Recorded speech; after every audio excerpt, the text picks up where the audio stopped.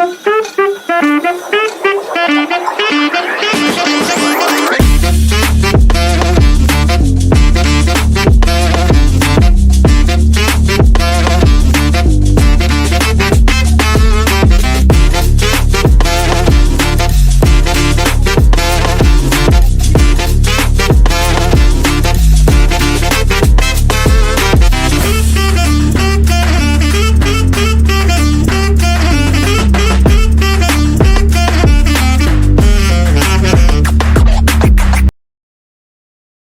Safety People, selamat datang di podcast OS Punya Cerita, OS Forum FKM Undip.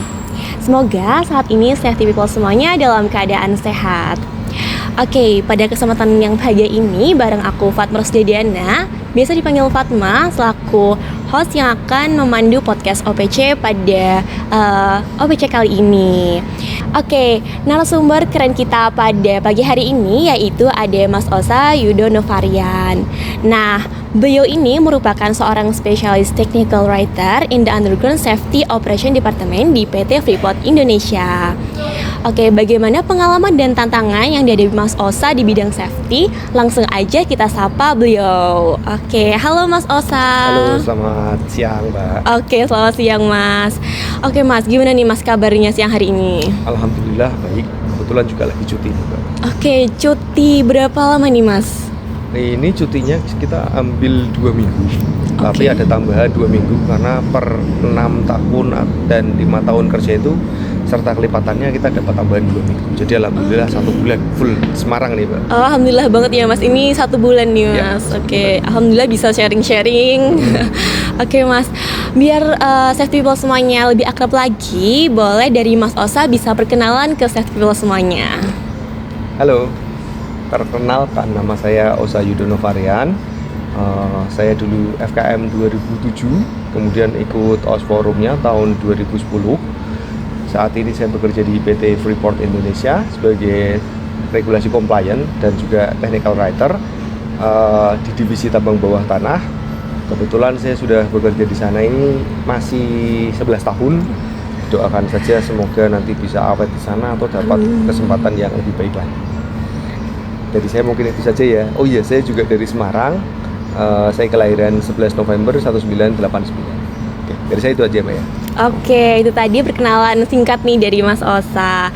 Oke, mungkin dari safety people juga udah penasaran terkait dengan pengalaman dan tantangan dari Mas Osa. Langsung aja nih Mas, ada beberapa pertanyaan yang mungkin nanti saya ajukan nih Mas. Siap, saya jawab semuanya. Oke, siap. Oke, yang pertama nih Mas, boleh dong Mas ceritain pengalaman Mas Osa di dunia kerja mungkin dari ketika lulus FKM Undip nih Mas. Oke.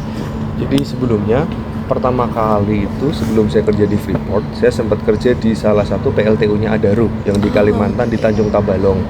Kebetulan kerja di sana nggak lama sih ya, cuma sebentar aja. Terus karena ada beberapa proyek khusus yang perlu saya kerjakan, saya harus resign.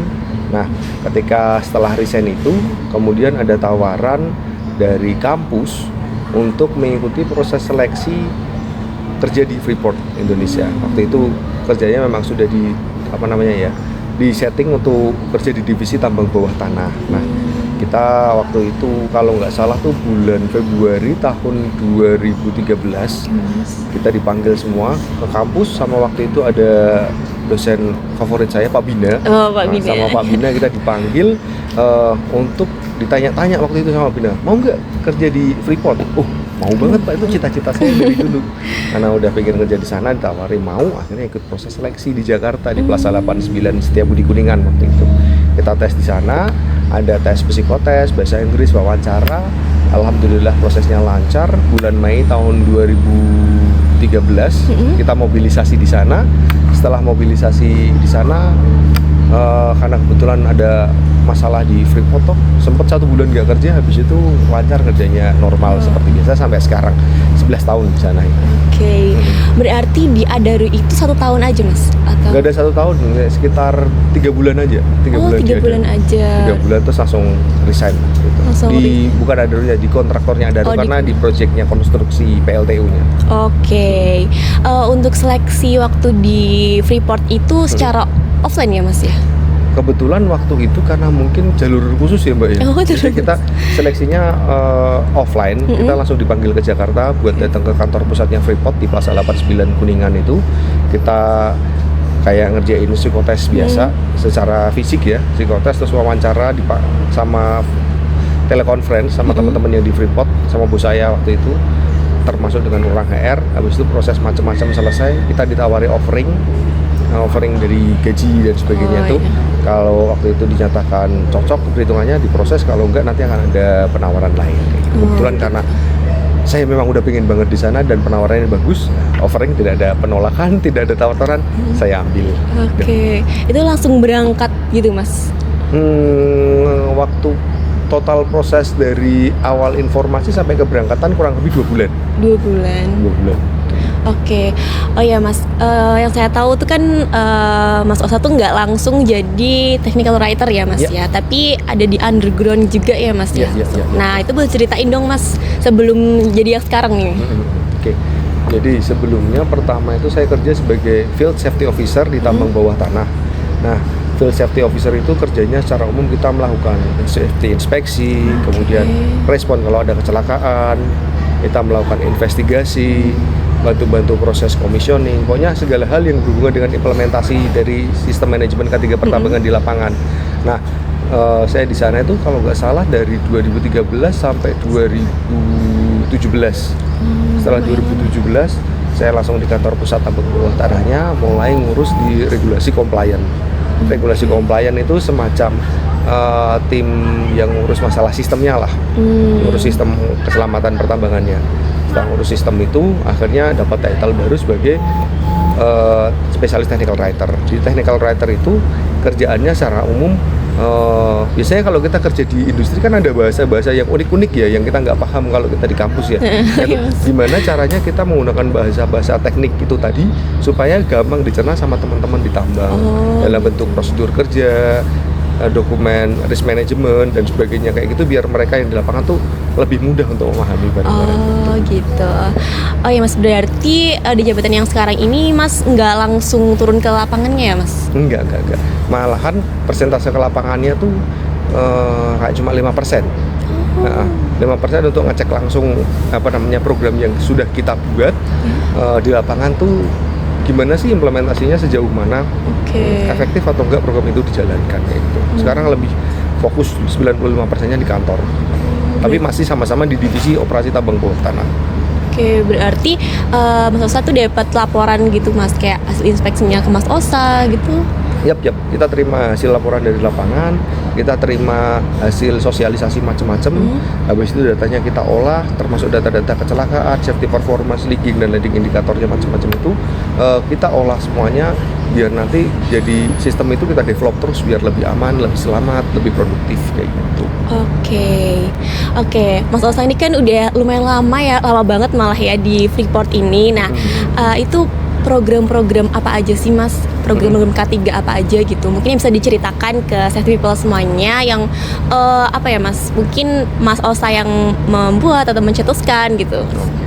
Salah satu program yang waktu itu saya ambil itu namanya Fatal Risk Management atau manajemen resiko fatal ya.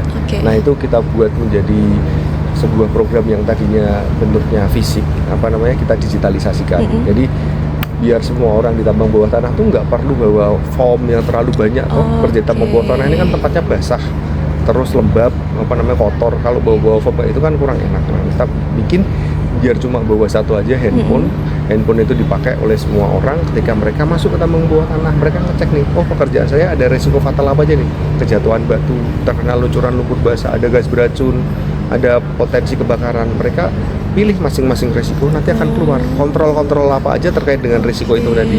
Mereka pastikan dari kontrol ini sesuai, aman, ada kayak gitu. Nanti setelah itu dikirim, dia submit, laporannya itu akan terkirim ke HP-nya supervisor, HP ataupun komputer. Nah dari komputernya itu pengawas akan lihat kalau ternyata dari laporan yang dikirim itu ada kondisi yang tidak aman, pengawas akan cek lapangan untuk melakukan follow up. Tapi kalau semuanya aman, pengawasnya biarin mereka bekerja kayak gitu. Tapi tetap mereka akan melakukan kunjungan, tapi akan diprioritaskan ke area-area yang resikonya paling tinggi. Oke, itu berarti dalam bentuk aplikasi atau form gitu mas? Form yang dibentuk aplikasi, form yang dibentuk aplikasinya, jadi digitalisasi lah. Oh iya. Kemudian dari Fatalis Management itu akhirnya berkembang di safety accountability macam-macam. Ada PJO, Plan Job Observation atau observasi pekerjaan terencana. Kemudian ada form safety inspeksi, ada form area owner inspeksi, ada juga form apa lagi ya? Form akuntabilitas keselamatan macam-macam ada semua di situ. Akhirnya kita semua kalau mau ngisi form akuntabilitas tinggal pakai digitalisasi itu saja. Salah satunya itu. Sama saya juga buat sentralisasi hiradisi. Kalau dulu hiradisi di tambang bawah tanah ini nyebar-nyebar di semua area, sekarang kita kumpulin jadi satu dokumen pokok ibunya sistem safety kita di hiradisi itu. Kalau ada perubahan, kalau ada penambahan kontrol atau penghapusan kontrol atau penyesuaian resiko, kita cuma pakai satu file itu aja. Jadi file itu nanti disamerikan menjadi top risknya itu yang disosialisasikan teman-teman di lapangan. Top risk dan critical control kayak gitu. Oke, itu digitalisasi kayak gitu mulai tahun berapa mas? Startnya 2007 semenjak saya di regulasi compliant gitu. Oh, berarti mulai masuk 17. Oh, 2017. Masuk itu berarti langsung ada inovasi itu ya mas? Iya. Itu terus berkembang terus mas, isi dalam-dalamnya itu? Yap, itu jadi kayak apa namanya istilahnya kayak apa sih orang bilang kayak base-nya sistem safety-nya yang di tambang bawah tanah kita pakainya itu, tinggal apapun kalau ada pengembangan kita masukkan ke dalam situ semua. Sampai sekarang ada yang nama Voice Dashboard. Kalau dulu itu kan orang sering ngeluh nih, wah kapasitas emailku terbatas kalau ada informasi nggak sampai.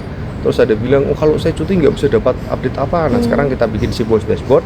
Jadi ketika ada assignment apapun yang berhubungan dengan K3, karyawan itu terutama pengawas akan tahu nih ada update ini yang belum saya kerjakan. Nah karyawan saya ada yang 5 orang nih belum ikut pelatihan apa, ada di situ semuanya. Tinggal diupdate di situ. Oke mas, tadi kan udah soal program-program K3 nih yang ada di sana. Nah mungkin yang beda dari program K3 di perusahaan lain nih mas. Oke. Jadi di Freeport ini, program ini kan biasanya didasari berdasarkan resiko ya.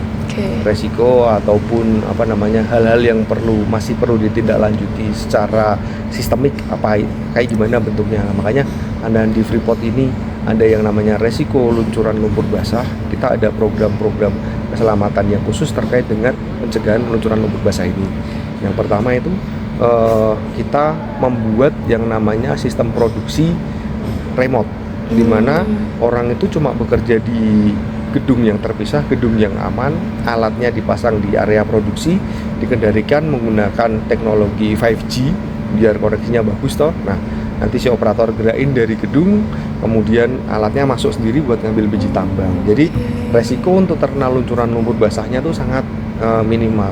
Nah, di sini mungkin pada belum familiar ya dengan luncuran lumpur basah. Jadi luncuran lumpur basah ini terjadi ketika sebuah tambang ini kan, kalau tambang bawah tanah bentuknya kayak dispenser beras ya nih, bahasa gampangnya dispenser beras nih. Dari bawah diambil, yang atasnya akan turun dikit, bawah diambil akan turun dikit. Nah, ngambilnya ini kan ada banyak lubang. Kalau proses pengambilannya ini dari satu area ke area lain tidak rata, mereka tidak ikut draw order, maka satu area akan ada yang terlalu cekung. Nah, kalau area itu terlalu cekung akan dimasukin sama air rembesan dari celah-celah gunung. Air rembesan masuk, nah ketika airnya tuh udah kondensasinya terlalu tinggi, begitu biji tambang itu diambil, nah air sama material tambang tadi akan keluar, itu sekitar ada ribuan ton yang keluar, alat berat pun kesapu, orang akan kesapu. Makanya kita bikin sistem operasi remote supaya karyawan yang kerja di tambang bawah tanah bisa jauh lebih aman. Oke, itu ya mas berarti. Tapi itu berpengaruh sama proses produksinya yang lebih sedikit atau gimana gitu mas? Yang jelas untuk proses operasi remote tidak akan sebanyak dari proses operasi produksi. Nah, salah satu ngatasinnya ya jumlah remote-nya, konsolnya yang dibanyakin. Kalau konsolnya dibanyakin, panel yang aktifnya dibanyakin, alatnya dibanyakin, tetap masih bisa mengejar yang lain kok. Karena tambang kita yang baru pun jumlah draw point-nya itu banyak sekali. Draw point itu kayak gang-gang tempat ngambil tambang itu tadi. Oke, wah ini insight baru banget mas, karena kita belum pernah denger nih soal itu. Itu juga baru mas atau udah lama? Sebenarnya udah cukup lama, kalau nggak salah tuh startnya dari 2013 atau 2010 kalau nggak salah, atau 2009 saya lupa.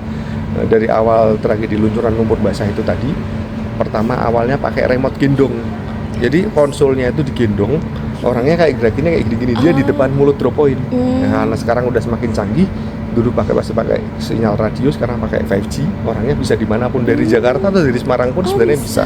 Wow, Untuk keren operasi banget. ini tuh, karena kan ada kamera komplit toh. Yang penting ada tim yang setup, mereka tinggal kerja aja. Oke, mantep banget. Berarti udah lama ya Mas ya, padahal keren banget. Sudah, dan berkembang terus tuh. Oke nih Mas, tadi udah terkait dengan program-program K3 yang ada di PT Freeport. Selanjutnya mungkin bisa cerita nih Mas soal tantangan atau kendala selama Mas bekerja nih Mas, atau apalagi di jabatan yang sekarang. Oke.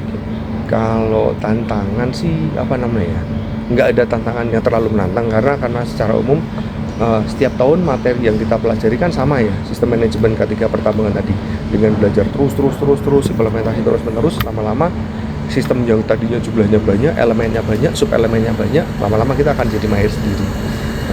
Yang jelas ketika setiap program itu udah kita jalankan, teman-teman di lapangannya kompak, solid, mereka mau kerjasama dengan kita yang di sistem, selama ini nggak ada masalah sih. Cuma yang jadi masalah ketika mungkin ada beberapa teman-teman di lapangan yang baru, yang belum begitu familiar dengan sistem, mereka implementasinya nggak akan bagus. Nah, untuk mereka yang masih baru ini biasanya kita perlu coaching lebih, gimana proses implementasi yang bagus, yang aman, pendekatan secara personal pada teman-teman di lapangan kayak gimana, kita kasih tahu ke mereka. Nah, setelah mereka dikasih tahu, nanti pun juga akhirnya akan jalan smooth sih.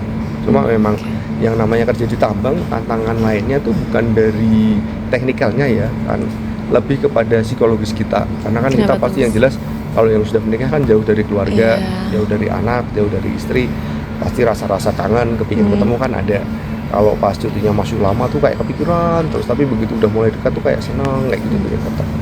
Kemudian fasilitas-fasilitas di tambang kan yang jelas tidak akan selengkap dengan di kota. Itu yang membuat kita jadi harus mempertimbangkan nih, kalau memang kita udah mantap di tambang ya siap dengan kehilangan barang-barang itu sementara, nanti kita ambil pas sudah kita cuti.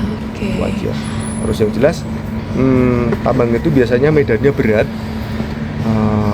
ada yang di ketinggian, ada yang harus masuk ke tambang bawah tanah. Fisik kita harus selalu prima. Nah, jangan sampai ada anak-anak K3 ini yang fisiknya lemah terus maksa masuk ke tambang. Karena apa? Kalau fisiknya lemah, jalan sebentar kecapean. Apalagi kalau kita masuk ke tambang yang kayak di gunung-gunung itu ya, itu kan kerapatan udaranya tipis ya, oksigennya juga lebih tipis daripada kalau kita di tambang bawah tanah. Kalau kita nggak rutin olahraga, kita nggak rutin latihan kardio kayak gitu, napas akan gampang tersengal-sengal. Nanti jadinya mau inspeksi baru sebentar, aduh udah capek, baru mau inspeksi dikit udah capean, itu kan jadi gak bagus. Makanya saya seneng nih kalau di OS Forum ini masih rutin ngadain olahraga, terus kayak tes kebugaran, itu bagus banget. Buat teman-teman yang baru mungkin jangan pernah ngerasa kalau diajak yang namanya olahraga untuk ningkatin fisik itu sebagai perpeloncoan ya. Karena memang sebenarnya kita tuh nggak ada perpeloncoan. Kayak senior-senior yang dulu-dulu maupun yang sekarang yang sudah jadi senior juga toh, nggak ada yang namanya pengen melonco adik-adiknya. Pengennya tuh biar kita semua ini sama-sama sehat, sama-sama bugar, pas sudah kerja di tambang nggak malu-maluin fisiknya gitu. Bener banget. Berarti ya. Emang udah buktinya tadi di dunia kerja tuh emang betul. harus fisiknya kuat banget ya Mas ya. Betul. Apalagi kalau nanti kita jadi misal nih dapat tugas jadi tim rescue, kita bawa alat yang namanya BG4, itu kayak SCBA gitu kan, self contained breathing apparatus gitu. Kayak kalau scuba kan buat nyelam nih. Itu yang buat di area terbuka agak kecil begitu. Itu beratnya itu sekitar 25 kilo. Kita jalan biasa aja kalau nggak pernah olahraga ngos-ngosan, apalagi bawa alat itu. Terus kalau kita jadi tim rescue, kita nyelamatin korban, kalau kita sendiri nggak bugar mau nyelamatin, kita nanti jadi korban yang diselamatin selanjutnya. Bener banget.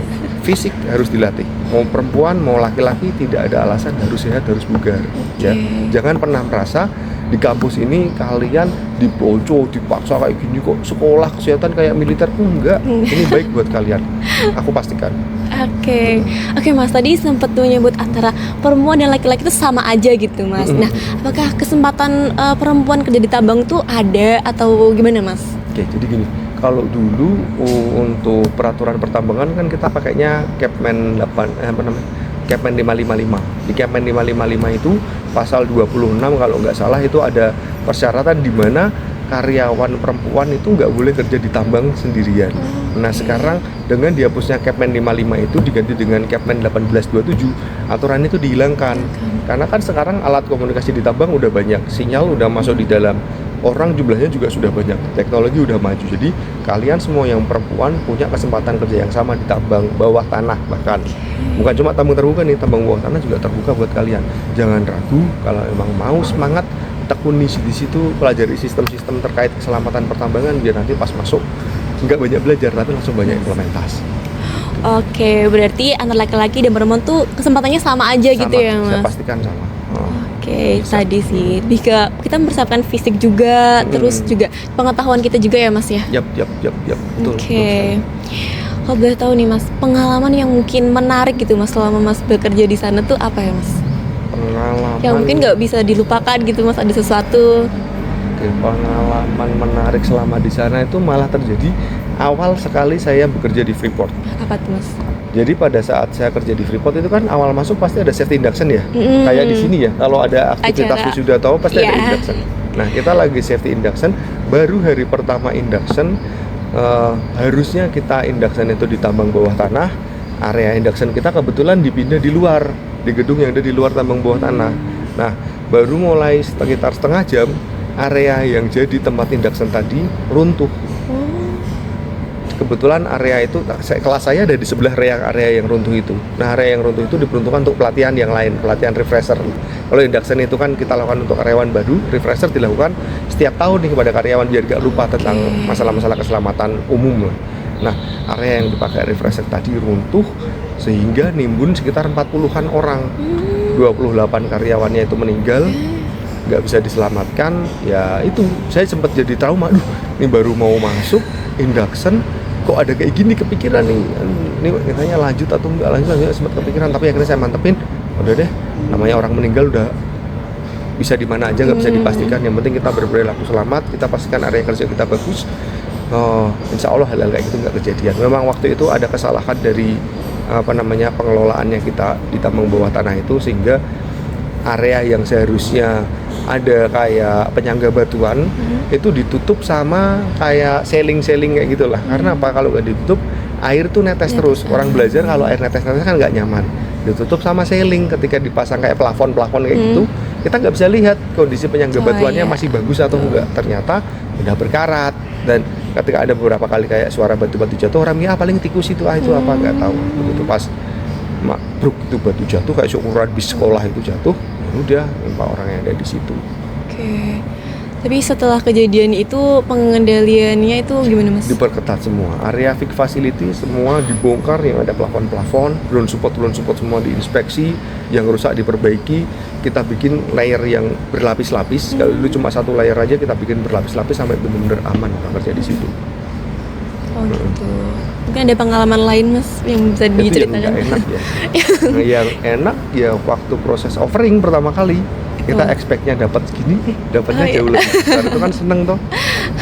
Sama yang jelas, setiap kali kita cuti kita pasti rasanya seneng banget karena waktunya kumpul sama keluarga. Terus salah satu momen yang menurut saya itu patut diingat waktu tahun 2021 atau 2023 itu ditunjuk sebagai salah satu high performance employee di PT Freeport Indonesia karena penilaiannya waktu itu dapat nilai yang bagus dan diajukan oleh manajemen. Kita dipanggil untuk kayak seremoni kayak gitu, dapat ucapan macam-macam dari kayak atasan-atasan, ATT kepala teknik tambang, dan juga vice president nyelamatin kita. Itu juga salah satu hal yang menurut saya jadi senang, lebih motivasi untuk lebih semangat lagi kerja di PT Freeport Indonesia. Itu aja sih salah satunya. Berarti kalau di sana tuh emang apresiasinya tuh tinggi ya Mas? Apapun. Nah, termasuk setelah itu juga ada lagi nih, kebetulan dapat beasiswa juga dari Freeport untuk lanjut pendidikan di UI. Oh yang di UI. Ambil K3 sampai sekarang ini. Masih proses kuliah, semoga cepat selesai lah. Amin. Oh itu beasiswa dari Freeport-nya. Iya. Oke. Wow, menarik sekali Mas. Terkait dengan fasilitas yang didapetin Mas di sana itu apa aja nih Mas? Ya, yang jelas kalau kita udah kerja di Freeport, kita nggak perlu mikir yang namanya tiket. Tiket pesawat semuanya ditanggung oleh Freeport setiap kali cuti. Bahkan alat transportasi connecting ke kota kita, terus kita dikasih tambahan juga uang saku selama kita cuti. Istilahnya sampai depan rumah lah kita ditanggung. Freeport juga punya armada pesawat sendiri toh, jadi nggak ada kebutuhan tiket habis gara-gara pesawat ini di booking pas peak season atau apa, jadi aman, lebih aman terus. Kita dapat akomodasi sesuai level, dari yang level pratama 1 kamar 4 orang, kamarnya tapi besar. Terus ada yang staff junior itu 1 kamar 2 orang, terus staff senior tuh 1 kamar 1 orang, sampai bisa nanti bawa keluarga juga ada kayak gitu. Kemudian yang jelas untuk makan kita dapat 3 kali makan di Freeport secara gratis ya, dengan menu yang kayak orang prasmanan lah. Sebenarnya kalau kita lihat nutrisinya udah tercukupi banget, cuma mungkin karena rasanya dikendalikan agar kita nggak terkena diabetes, asam urat, kolesterol, trigliserid dan sebagainya itu tadi, makanya dibikin menu yang lebih sehat, rendah garam, rendah gula kayak gitu. Kalau nggak kuat makan itu sering-sering, kita bisa makan di sana, ada beberapa resto juga untuk makanan. Terus selain itu di sana tuh tempatnya bagus, sarana olahraganya lengkap, ada beberapa gym center, ada kolam renang yang airnya panas karena kan di sana kan ketinggian ya, jadi suhunya dingin. Suhu normalnya aja sekitar 14 sampai 18 derajatan itu kalau pas siang, kalau pagi bisa sampai 8 derajat, makanya kolam renangnya pakai air panas. Terus yang suka basket, main bola di sana tuh lapangannya bagus banget, salah satu lapangan terbagus karena view-nya langsung bukit-bukit. Di Tembagapura itu ada tempat futsal, semua fasilitas olahraga komplit kok. Terus yang jelas kita dapat pakaian kerja setiap setahun 2 kali untuk area operation, setahun sekali untuk yang support. Terus tunjangan benefit macam-macam banyak, bisa dihitung tuh hampir setiap 2 bulan rata-rata kita dapat bonus. Terus kalau kita kerja di tambang bawah tanah, ada tunjangan tambang bawah tanah. Kita masuk shift, ada tunjangan shift, itu yang membuat gajinya tuh jadi banyak banget ya Mas. tinggi. Oke, berarti kalau fasilitas umumnya itu juga free ya Mas ya? Free semuanya, kita akses, kita bayarnya pakai ID card. Oke, wow. Tinggal swipe aja, masuk. Untuk ngontrol aja, biar nanti itu kan beberapa fasilitas dipakai berdasarkan level. Kalau levelmu belum sesuai untuk masuk ke situ, ya akan ada akses. Tapi kalau levelnya udah sesuai, bisa masuk kayak gitu. Sama area juga, biar nanti nggak ngumpul di satu tempat. Kalau kamu area A, mau tap di area B nggak bisa, karena fasilitasnya biar ngumpulnya biar itulah distribusinya rata. Oke, wah. Oh ya Mas, tadi sempat kepikiran juga. Tadi kan kerja bareng banyak kontraktor lainnya Mas ya, itu kayak gitu, ada kendalanya nggak sih Mas kalau soal nyampein safety briefing atau apa gitu Mas? Jadi gini, Freeport ini kan bukan cuma perusahaan multinasional, tapi internasional semua, hampir banyaklah dari berbagai negara yang kerja di Freeport, kayak dari Kanada, dari Amerika, Australia, Afrika Selatan, Filipina, banyak banget karyawan di sana yang mungkin multicultural. Mereka punya cara ngomong sendiri, pendekatan sendiri, budaya sendiri. Nah, dari masing-masing itu yang jelas kita jangan saklek lah istilahnya. Kita moderat aja, kita ngikuti alur dulu, pendekatan ke mereka bagaimana. Ketika kita udah mulai masuk, baru nih materi-materi inti kita bisa sampaikan. Kalau kita tiba-tiba maksain, harus gini, nggak boleh gini, nah, nanti mereka jadinya nggak suka sama kita. Itu yang kita hindari. Orang safety itu pendekatan komunikasinya harus bagus. Kalau pendekatan komunikasinya bagus, kita mau ngasih program apapun enak. Tapi kalau pendekatannya udah nggak bagus, kita nggak menerapin promosi kesehatan itu kan kita perlu nih mengadvokasi level-level yang atas sama mengedukasi level-level bawah. Ketika itu kita kerjakan dengan bagus, penerimaan mereka kita akan lebih gampang.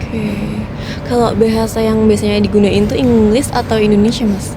Kalau untuk ekspatriat otomatis kita menggunakan bahasa Inggris. Tapi kalau masyarakat nasional itu ya kita pakai bahasa Indonesia saja. Kalau perlu pakai bahasa suku, kalau memang kelihatan nih ini kayaknya medok nih, ini Banjarnegara bisa iya. gitu itu kan. pendekatan personal ya Mas? Iya. Bukan medok ngapak ya kalau Banjarnegara ya. Nah, itu bisa. Ketemu orang Cilacap kayak gitu juga, ketemu orang Tegal, Pekalongan medokin, ketemu orang Surabaya kasarin dikit, ikut polanya mereka, cacuk apa gitu. Selama udah deket nggak masalah. Oke, sebenarnya kalau kendala sama teman-teman satu kantor gitu Mas? Alhamdulillah nggak ada ya, tim saya termasuk salah satu tim yang paling solid, nggak ada masalah interpersonal satu dengan yang lain, semuanya baik-baik semua, saling support, dan sekalipun pekerjaannya itu antara satu dan lain agak berbeda, tapi kolaborasinya jalan bagus kok. Kita nggak kompetitif, tapi lebih ke kolaboratif. Oh ya, siap.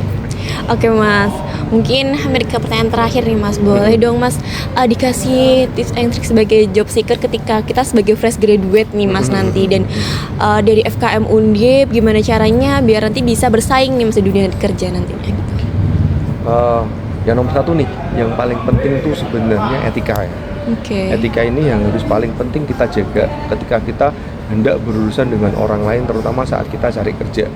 Etika itu harus kita pertahankan kepada mereka yang tempat kita nanti bekerja, kepada senior-senior. Biasanya kan jalur-jalur loker itu nanti kalau kalian udah masuk di IKK 3 Undip itu nanti isunya kan banyak sekali senior-senior di sana. Mereka kan sering nge-share lowongan kerja. Nah dari situ kalau kalian bisa dianggap orang yang baik, etikanya baik, biasanya proses selanjutnya akan lebih gampang. Mereka mau bantu. Tapi kalau etika kalian udah nggak bagus, biasanya mereka cari yang lain aja, masih banyak yang lebih bagus. Etika itu penting. Cara komunikasi kalian dengan orang lain juga harus dijaga. Penguasaan bahasa asing itu perlu banget ditingkatkan. Saya pun masih jelek banget bahasa asingnya nih, masih perlu banyak belajar biar bisa pas ngomong sama mereka nanti bisa lebih lancar gitu lah. Dan enak istilahnya kalau vocabnya banyak, grammarnya bagus tuh mau ngomong tuh lancar lah istilahnya. Terus yang jelas kalian harus mempelajari standar-standar keselamatan nasional maupun internasional sesuai dengan bidang nanti yang kalian tuju. Contohnya kalau di tambang, pelajari SMKP, Sistem Manajemen K3 Pertambangan. Mau di pelayaran, pelajari masalah SOLAS, terus standar-standar berhubungan dengan kemaritiman.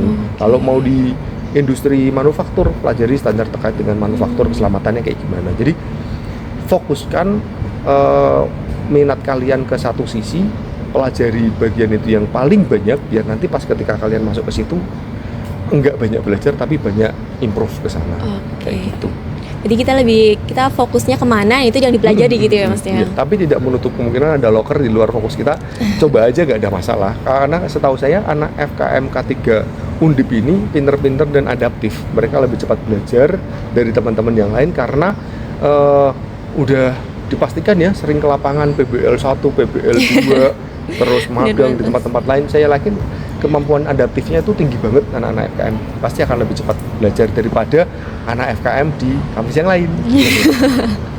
Oke, ini tuh tipsnya ya Mas ya.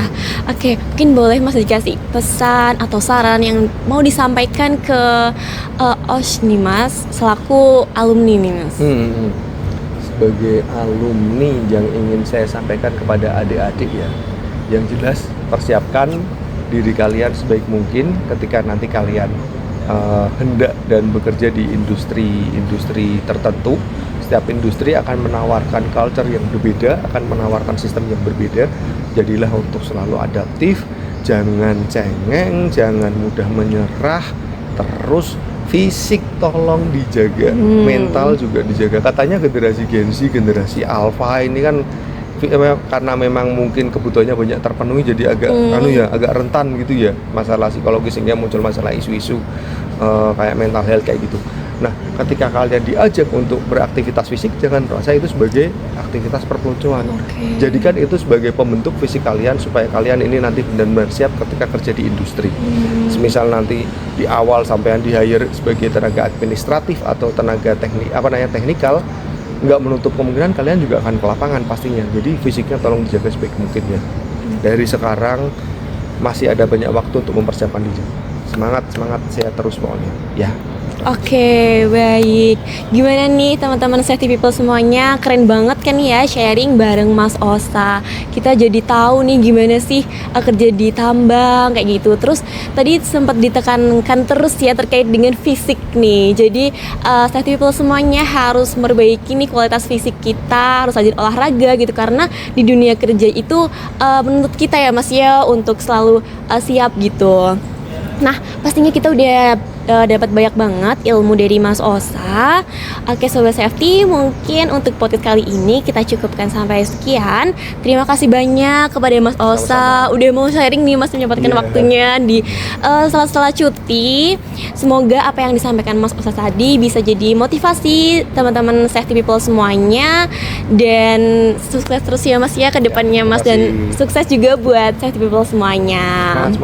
Oke, terima kasih untuk safety people udah mendengarkan sampai akhir. Jangan lupa stay tune terus di podcast OPC Oshforum FKM Undip. Nah, bisa juga untuk baca-baca artikel OPC di semua media sosial Oshforum FKM Undip. Dan jangan lupa untuk like, comment, and share kepada teman-teman semuanya gitu. Di sini aku Fatma Rustediana selaku host pamit undur diri. Dan mohon maaf apabila terdapat kesalahan. Tetap stay safety, stay healthy. Sampai jumpa di podcast selanjutnya. Commit to safety, keep healthy, let's chant for zero accident.